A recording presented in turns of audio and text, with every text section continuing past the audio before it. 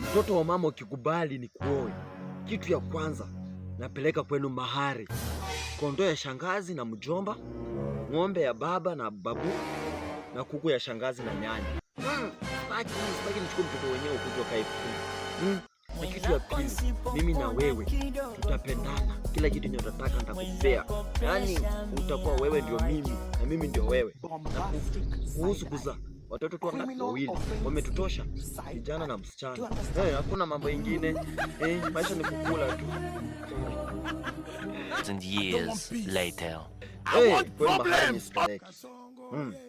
Babaka akitaka mahari akuja akuchukue muende na yeye. Na kuhusu kukula vizuri, hapa kwangu hakuna kukula vizuri. Asiyefanya kazi asile, na lazima uchitume. Pesa zinatafutwa. Hakuna kitu ya free hapa. Au kuja kuchaka jo. Lazima uchitume ufanye kazi. Na kuhusu watoto, na zaa watoto 12 kama wafuasi wa Yesu. Ikishindikana ongeza ikuwe 24. Hivyo ndivyo ilivyo, na nimeshasema na nimemaliza.